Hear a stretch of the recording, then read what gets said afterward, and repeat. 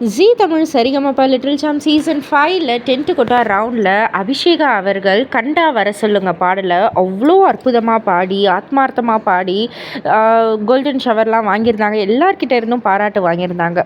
இந்த பாடலை பாடின ஒரிஜினல் சிங்கர் மாரியம்மாள் அவர்களே வந்திருந்தாங்க. கிடாக்குழி மாரியம்மாள் அவர்களே நேரில் வந்து அபிஷேகா கூட இணைந்து இந்த பாடலையும் வந்து பாடியிருந்தாங்க. ஆக்சுவலாக அவங்க வந்து அபிஷேகாக்காக தான் வந்திருக்கேன் அப்படின்ற மாதிரியும் சொன்னாங்க. ஏன்னா அபிஷேகா இது வரைக்கும் பாடின எல்லா பாடலையும் நான் வந்து பார்த்தேன். சும்மா பட்டாசு மாதிரி வெடிக்கிறா. அந்த அளவுக்கு சூப்பராக வந்து பாடுறா.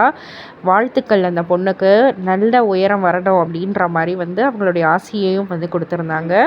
அண்ட் அது மட்டும் இல்லை, அவங்களுடைய டாட்டர் ஃபோக் ஸ்டார் லக்ஷ்மி அப்படின்ற ஒரு பேரோடைய தான் வந்து சரிகமபாவில் 2019ஆம் ஆண்டு வந்து பாடியிருக்காங்க.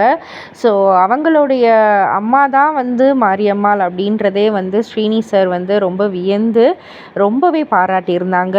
அண்ட் அது மட்டும் இல்லை, ஒவ்வொரு ஜட்ஜஸுமே நம்ம அபிஷேகாவை வந்து என்ன சொல்லியிருந்தாங்கன்னா, ஒரு நம்ம முக்கியமாக எஸ்பி சரண் அவர்கள்லாம் சொல்லியிருந்தாங்க, நீ வந்து இங்கே வந்து நீ கற்றுட்ருக்க, பட் காட்ஸ் கிரேஸ் நீ இந்த மேடைக்கு வந்தது பாலா மூலியமாக நீ இந்த மேடைக்கு வந்துட்ட. என்ன வாய்ஸு மெகா ஆடிஷனில் நீ பாடக்குள்ள அவ்வளோ பிரைட்டாக அப்படியே தெறிக்க விட்டுருந்த. நாங்களாம் பார்த்து வியந்துட்டோம். அந்த மாதிரி தான் நீ வந்து செலக்ட் ஆன. ஆனால் ஒவ்வொரு வாரம் போக போக மெலடியாக இருக்கட்டும், எமோஷ்னலாக இருக்கட்டும், ஃபோக்காக இருக்கட்டும், எந்த ஜெனர் எடுத்தாலும் சும்மா பட்டையை கிளப்பிடுற. நீ இப்படியே வா, நீ பின்னாடி திரும்பியே பார்க்காத, முன்னாடி நீ போய்கிட்டே இரு. அதுதான். அண்ட் அது மட்டும் இல்லை, நீ இசைக்காக மட்டும் பிறந்தவள் அல்ல.